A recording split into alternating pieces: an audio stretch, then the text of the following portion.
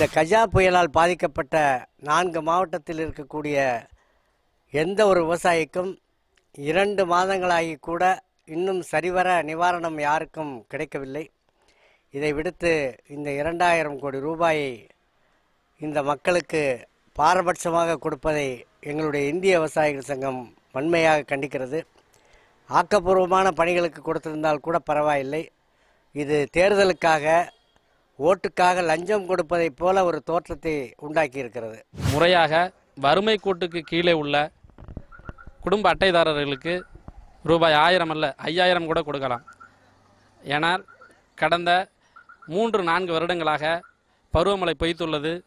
விவசாயிகள் வாழ்வதற்கே வாய்ப்பில்லாமல் தவித்து கொண்டிருக்கிறார்கள்.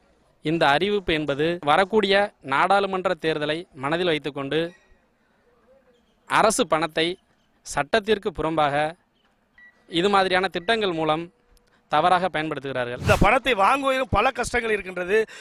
வெளியில் நிற்க வேண்டியதற்கு வயதானவர்கள் இறந்திருக்கின்றார்கள். அவர்களுக்கு ப்ராப்பராக போவதில்லை. இதில் அரசியல் தலையிட்டு அதிமுககாரர்கள் உள்ளே நுழைந்து கட்சிக்காரர்களாக கொடுப்பது போன்றுதான் தெரிகின்றது. பொதுமக்கள் கஷ்டப்பட்டே இருக்கிறார்கள். வரப்போகிற நாடாளுமன்ற எலெக்ஷன் அதை மனசில் வச்சுக்கிட்டு தான், ஏன்னா மக்கள் மனசில் எடப்பாடியோட அரசோட எந்த ஒரு செயல்பாடுமே திருப்திகரமாக இல்லை.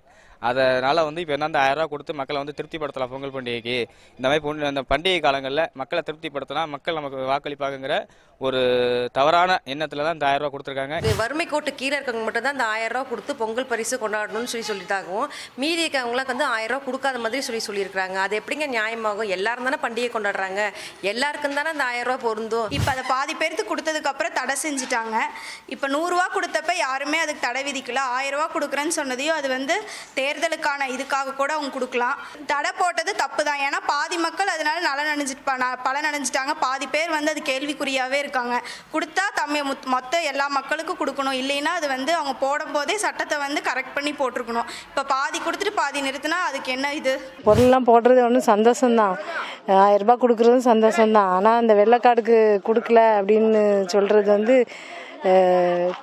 சரியா இல்லை. ஏன்னா முதல்லையே அதை தடை பண்ணுறதை சொல்லியிருந்துருக்கணும்.